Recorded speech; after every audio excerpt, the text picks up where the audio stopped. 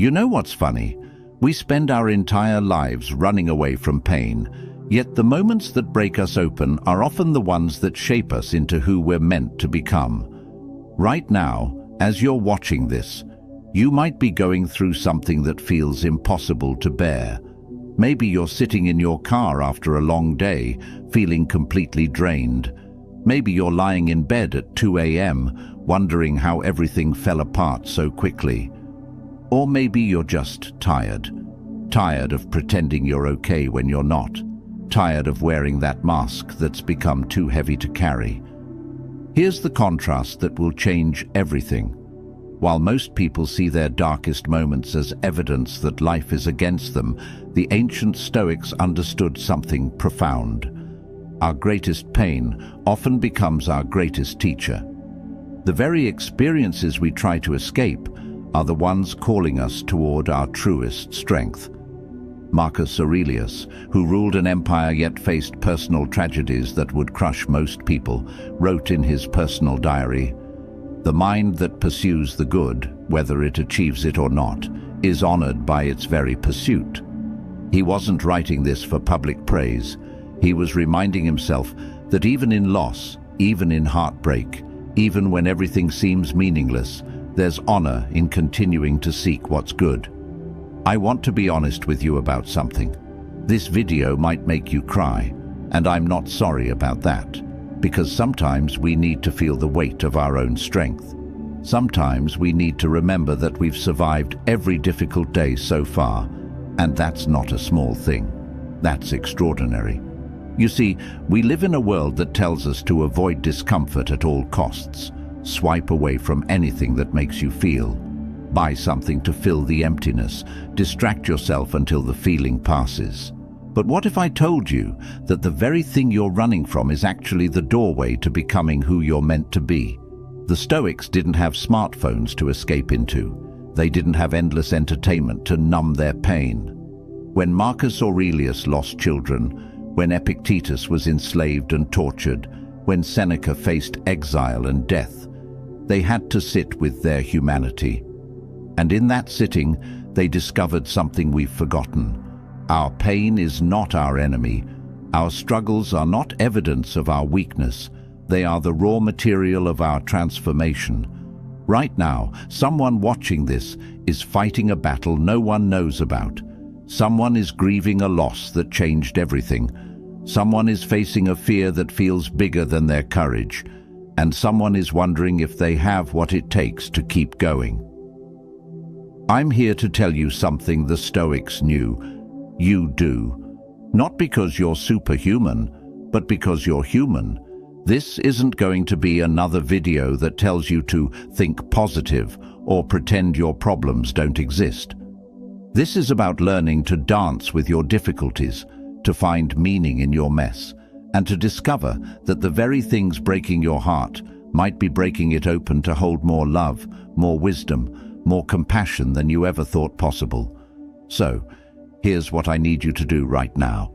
If this is speaking to you, hit that like button, not for me, but as a commitment to yourself that you're ready to hear some truths that might be uncomfortable but necessary. Drop a comment and let me know you're here, fighting your own battles with courage. Share this with someone who needs to remember their own strength. Subscribe to this channel because we're building a community of people who choose growth over comfort. And please, don't skip any part of this video. Every word is chosen carefully for someone who needs to hear it, and that someone might be you. The next few points aren't just ideas, they're invitations. Invitations to see your life differently, to find strength you didn't know you had, and to understand that your sensitivity, your struggles, your very human heart, these aren't weaknesses to overcome. They're superpowers waiting to be claimed. Let us know you're here by commenting this affirmation and standing strong. My pain is becoming my power. Number 1. The gift hidden in your worst day. Let me tell you about the day that changed everything for me, and maybe it'll help you understand why your worst day might actually be your greatest gift. It was a Tuesday, Isn't it always a Tuesday when life decides to teach us something we weren't ready to learn? I woke up thinking it was just another ordinary day. By evening, everything I thought I knew about myself, my relationships, and my future had crumbled. You know that feeling when the ground underneath you just disappears, when the story you've been telling yourself about your life suddenly doesn't make sense anymore? That's where I found myself, and maybe that's where you are right now too. Here's what the Stoics understood that we've forgotten. Our worst days aren't punishments, they're revelations. Epictetus, who knew something about having terrible days, taught us, it's not what happens to you, but how you react to it that matters.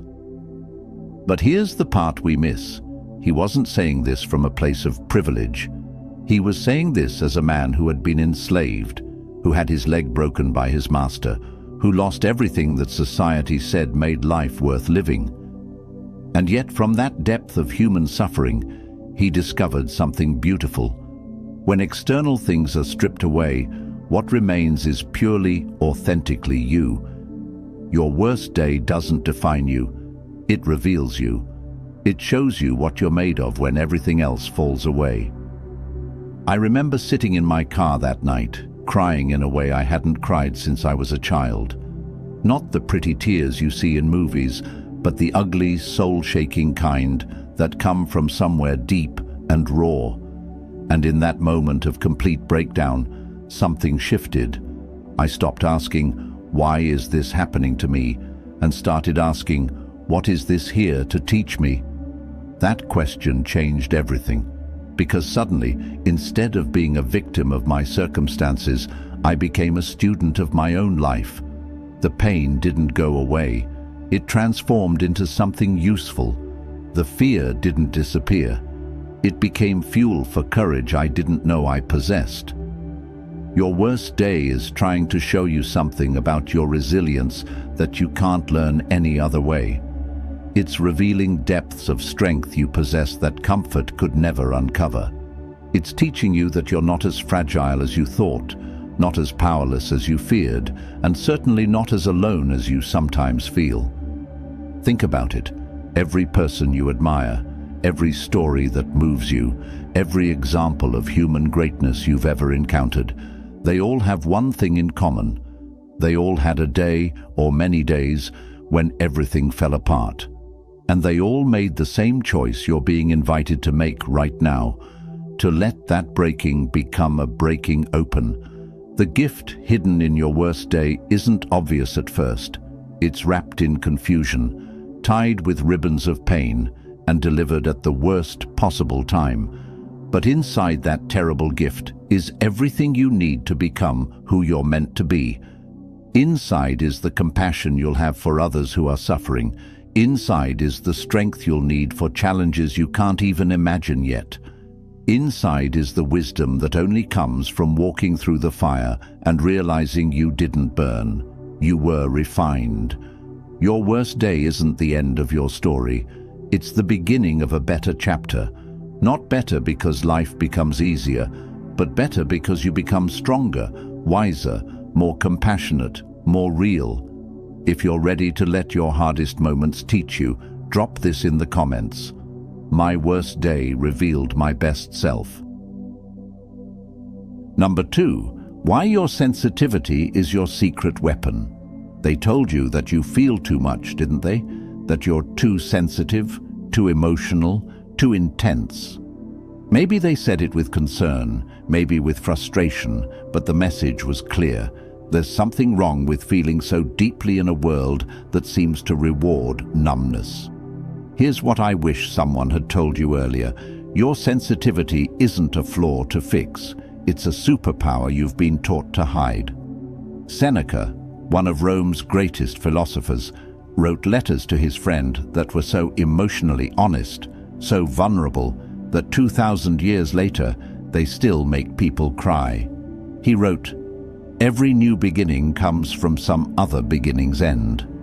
But here's what's beautiful about that quote. He wasn't writing it as cold philosophy.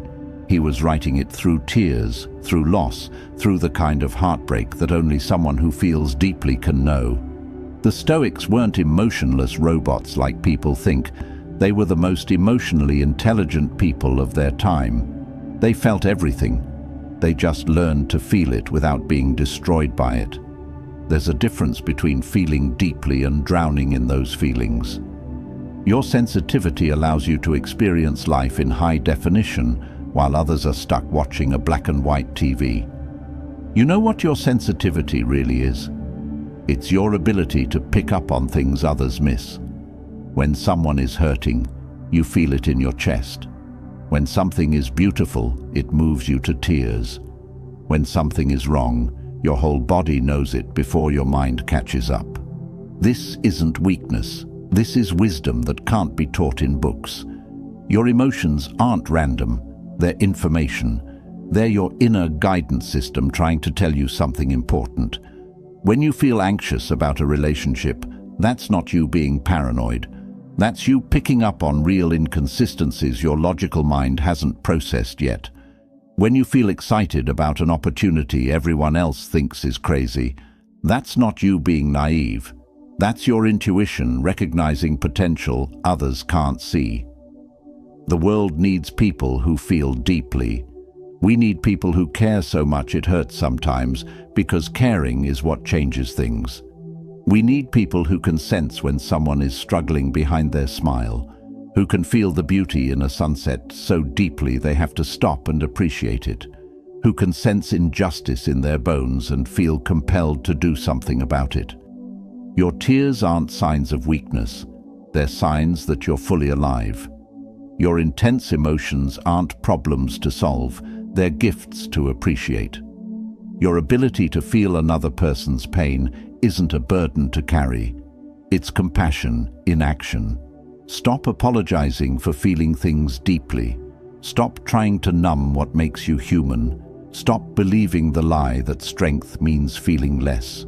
Real strength means feeling everything and still showing up, still caring, still choosing love even when it's scary, still believing in goodness even when the world gives you reasons not to. Your sensitivity is your secret weapon because it allows you to connect with people in ways that surface-level interactions never could.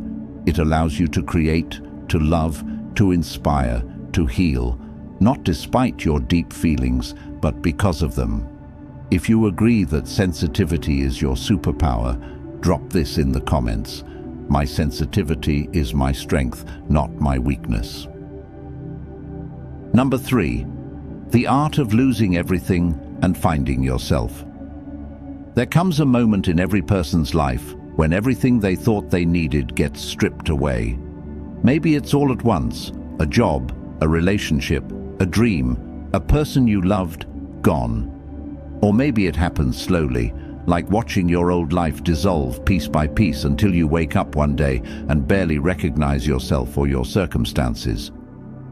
I want to talk to you about that moment, because if you haven't had it yet, you will. And if you're in it right now, I want you to know something. You're not falling apart, you're falling into place.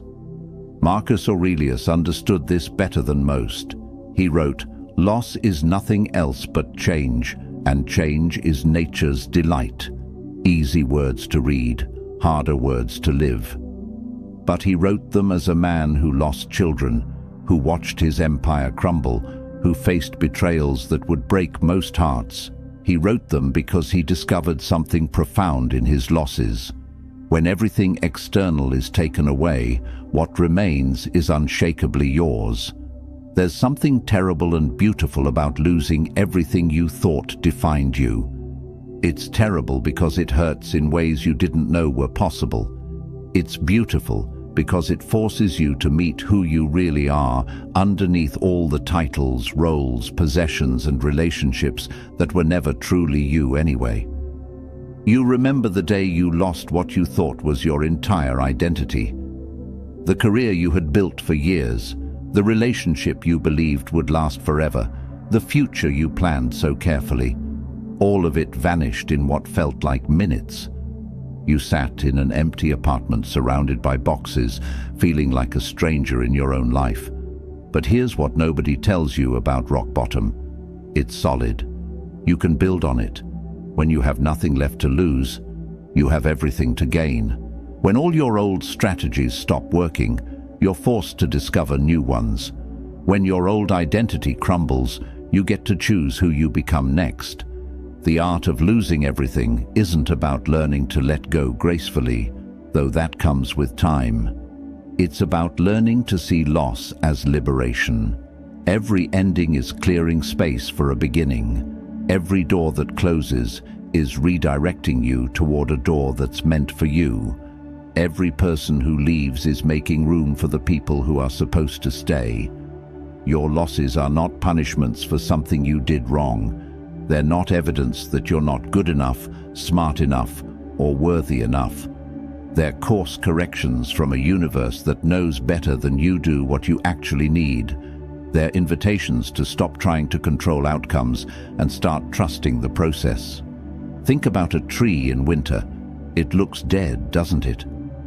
Bare branches reaching toward a gray sky, no leaves, no visible signs of life.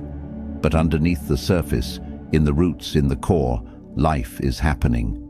The tree is gathering strength for spring. It's not dying, it's preparing for rebirth. That's you right now if you're in a season of loss. You might feel empty, bare, broken, but underneath the surface, in places you can't see, you're gathering strength for your next season. You're developing roots that will be deeper than anything you had before. You're preparing for a version of yourself that you can't even imagine yet. The art of losing everything is really the art of finding yourself.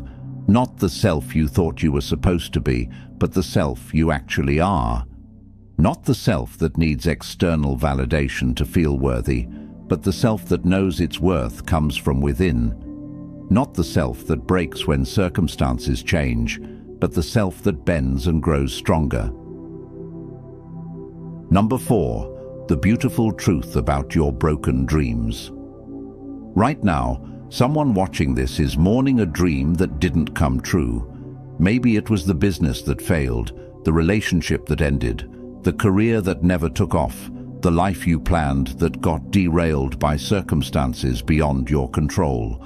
You're sitting there wondering if you're a failure, if you should have tried harder, if you're destined to always fall short of what you really want. Let me tell you something that might sound crazy at first. Your broken dreams aren't failures. They're redirections towards something better than you could have imagined. Epictetus taught us something revolutionary.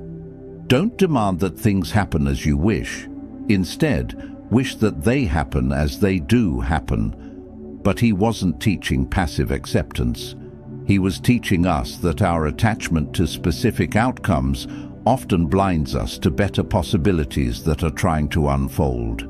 Imagine someone who spends 3 years chasing a dream that consumes every waking moment. They sacrifice relationships, health, sleep and joy, everything, for one vision of success. But then that dream suddenly crumbles, and in the aftermath, it feels like they've wasted the best years of their life on something that was never meant to be. They feel angry at the universe, at themselves, and at everyone else who seems to be living their dreams while theirs lies in ruins. But here's what they couldn't see in the middle of that heartbreak. That broken dream was actually breaking them open. It was clearing the way to discover new dreams they never even knew existed. The skills they developed while pursuing that path became the foundation for something completely different and far more fulfilling. The connections they made, the person they became, the resilience they built, none of it was wasted. It was all preparation for a life they couldn't have planned, but one that was perfect for who they were becoming. Your broken dreams aren't evidence that you're not good enough. They're evidence that you're being called towards something that aligns with who you really are, not who you thought you should be. Sometimes we have to lose the dreams that were never truly ours to make space for the ones that are. Think about it this way. When a river encounters a boulder, it doesn't see it as failure. It flows around it, finding a new path that often turns out to be more beautiful than the original route. That boulder isn't stopping the river, it's creating a more interesting journey. Your broken dreams are teaching you things about yourself that success never could. They're showing you that your worth isn't tied to achievements. They're revealing strengths you didn't know you possessed. They're developing a kind of wisdom that only comes from having your heart broken open and choosing to keep it open anyway. Maybe the relationship that ended was protecting you from settling for less than the love you deserve. Maybe the job you didn't get was steering you toward work that actually feeds your soul. Maybe the dream that felt so important was actually too small for the person you're becoming. I'm not saying it doesn't hurt. I'm not saying you shouldn't grieve what didn't work out. Feel the disappointment fully. It's part of being human. But don't let that grief convince you that you're not meant for beautiful things. Don't let one closed door make you believe that all doors are closed. Your broken dreams are composting into soil for new dreams to grow. Dreams that fit you better. Dreams that honor who you've become through the breaking and rebuilding. Dreams that you couldn't have dreamed when you were still holding so tightly to the old ones. Trust the process, even when you can't see where it's leading. Trust that your life has an intelligence that's working for you, not against you. Trust that what feels like an ending might actually be the most important beginning you'll ever experience. If you're ready to trust that broken dreams lead to better ones, drop this in the comments. My broken dreams are becoming better dreams. Number 5. Why your struggle is sacred. I need to tell you something that might change how you see every difficult moment in your life. Your struggle isn't a bug in the system, it's a feature. It's not something going wrong, it's something going right, just in a way you weren't expecting. We live in a culture that treats struggle like a disease to be cured as quickly as possible. Pop a pill, buy a solution, think positive thoughts, manifest your way out. But what if the very thing we're trying to escape is actually the most sacred part of our human experience? The Stoics had a beautiful concept they called amor fati, love your fate. Not just accept it, not just tolerate it, love it. Marcus Aurelius wrote, "Accept the things to which fate binds you, and love the people with whom fate associates you." He was saying that our struggles aren't random punishments, they're perfectly placed teachers. I remember sitting with a friend who was going through a divorce after 20 years of marriage. She kept apologizing for crying, kept saying she should be stronger, kept beating herself up for not being able to get over it faster. And I realized something heartbreaking. We've been taught to be ashamed of our struggles instead of honoring them. Your struggle is sacred because it's turning you into someone you couldn't become any other way. That anxiety you carry, it's teaching you empathy for others who fight invisible battles. That depression that feels like a weight on your chest, it's deepening your capacity for joy in ways that easy happiness never could. That loss that broke your heart, it's breaking it open to hold more love than you thought possible. Every person who has ever made a real difference in this world, every teacher, healer, artist, leader, innovator, they all have one thing in common. They all struggled. They all faced moments when they wanted to quit. They all wondered if they were strong enough, smart enough, worthy enough, and they all discovered that their struggle wasn't their weakness. It was their qualification. You can't comfort someone through their darkest night if you've never experienced your own. You can't guide someone through grief if you've never lost something precious. You can't inspire someone to keep going if you've never wanted to give up yourself. Your struggle is giving you credentials that no university could provide and wisdom that no book could teach. But here's the part that makes it sacred. You get to choose what your struggle means. You can let it make you bitter or let it make you wise. You can let it close your heart or let it break it open to hold more compassion. You can let it convince you that life is unfair, or let it teach you that life is difficult for everyone. And that's what makes human connection so beautiful. Your struggle is also sacred because it's temporary. Not in the sense that it will disappear completely, but in the sense that it's always changing, always moving, always transforming you into someone new. The you who entered this struggle is not the same you who will emerge from it, and that transformation, that's the sacred part. Right now, in this moment, you are in the middle of becoming someone incredible, someone who has walked through fire and chosen to see it as purification rather than destruction. Someone who has faced their worst fears and discovered they were stronger than they knew.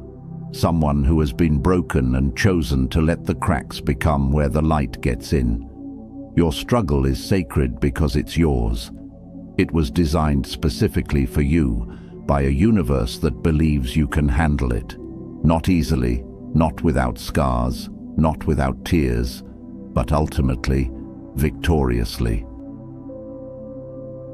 Number 6. The courage to start over. There's a moment that comes to all of us, maybe more than once, when we realize we have to start over. Not because we failed, not because we gave up, but because we've outgrown who we used to be, and the life we built for that person no longer fits.